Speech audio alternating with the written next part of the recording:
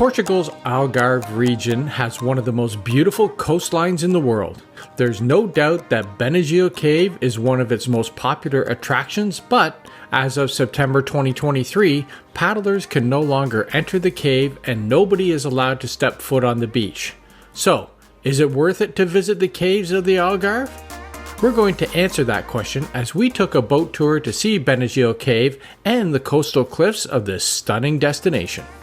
Before we get started, if you're looking for advice for travel around the world, make sure to subscribe to our channel because we put up new travel videos each week and daily shorts. All right, we're going on the caves tour. Here's our boat. I'm so excited. We booked our tour through our hotel, the Tivoli Cavaliero, overlooking the Atlantic Ocean on the Valle Covo cliffside.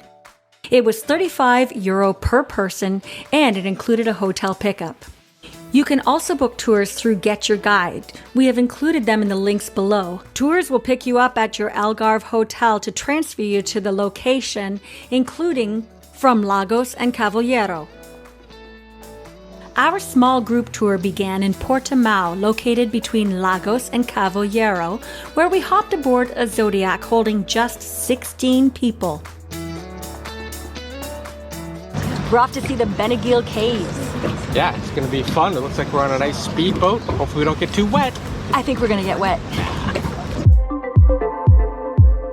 Cruising through the beautiful Rio Arad, we took in the views of the coastal towns and landscape before heading out to explore the coast of the Atlantic Ocean.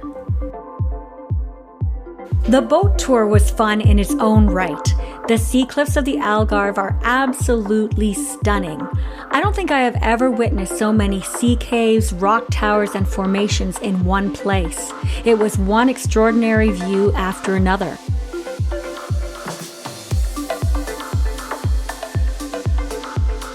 Wow. But this tour was about going into the sea caves, and we saw many. Our 2-hour tour took us from one cave to another to hidden beaches and quiet coves. Being in a Zodiac helped us navigate deep into the caves to see them from a different point of view. We're going into Paradise Cave, one of the most beautiful caves in the Algarve. Going into the caves of the Algarve was pure magic. At times it reminded us of the Hongs of Thailand. Many of the caves have collapsed ceilings with openings in their centers known as algar.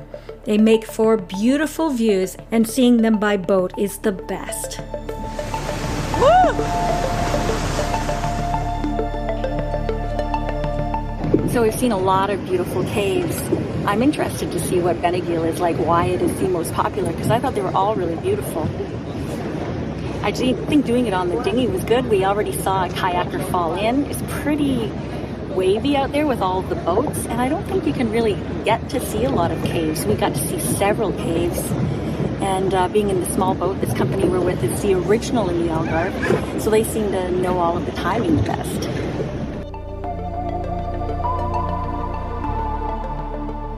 Motorized vehicles and kayakers are allowed in all of the caves except for the Benagil Cave. When going on a sea cave tour, you'll be sharing the waters with plenty of other boats. But we loved our tour on a small boat that could, for the most part, avoid the crowds and return when caves opened up. Enjoying the tour. We're waiting for Lighthouse Cave. Traffic jam. As avid kayakers, we were at first worried that we made the wrong decision taking a powerboat tour instead of kayaking. But after seeing the traffic jams and mayhem on the water, we were grateful for our zippy Zodiac. It's pandemonium.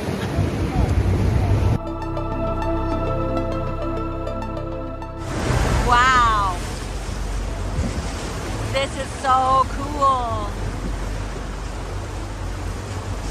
We have a good driver. He waited for all the kayakers to get out.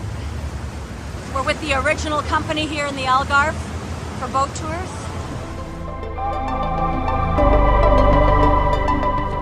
Plus, only motorized boats are allowed in the star attraction, the Benagil Cave. So if we kayaked, we would have missed that too.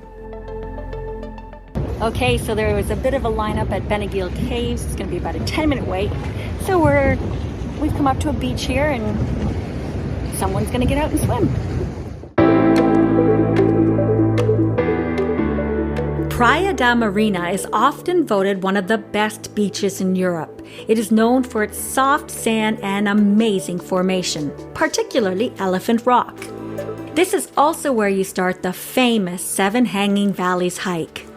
This beach is usually the last stop on our tour, but our guide decided to stop here first and go back to Benagil so that we didn't have to wait in the long line of boats. And it was a great decision.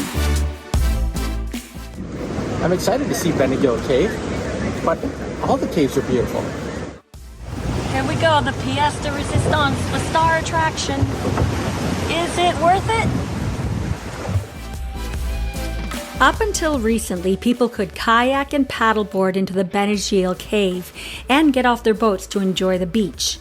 But over-tourism and many mishaps and crowding have caused authorities to close it down, and nobody is allowed to step foot in the cave. There is a police presence on the water, so don't even try to break the rules. I was personally happy to see the cave free from people. It was just as beautiful as we expected, and the trip was totally worth the €35 per person. In fact, it was the boat tour and the other caves and seeing the coast that made it worth our while.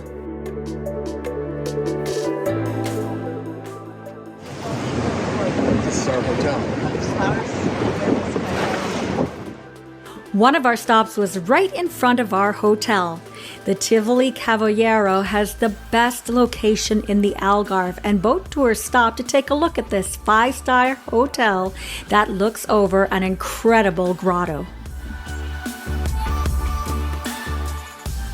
We then cruise forward to see the Algarve's famous beaches and formations before stopping at Old Man's Cave, that was named so because the rock's profile looks like a man's face. Smuggler's Cave because it was used by pirates. And Skull Cave because there's a rock that looks like a skull. Let me know in the comments if you can see it. We even saw dolphins playing in the waves.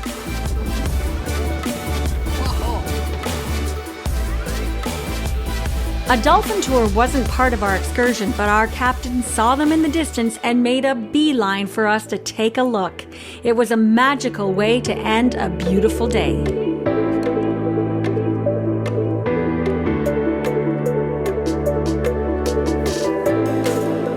Well, we had an excellent trip here heading out to the caves, to Benagil Cave, but also the other caves. It was really awesome.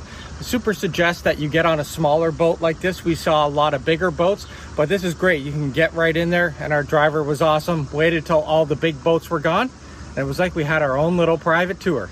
And if you can, tip number 1, try and get at the front of the boat, as the boats go into the cave nose first to get the best view.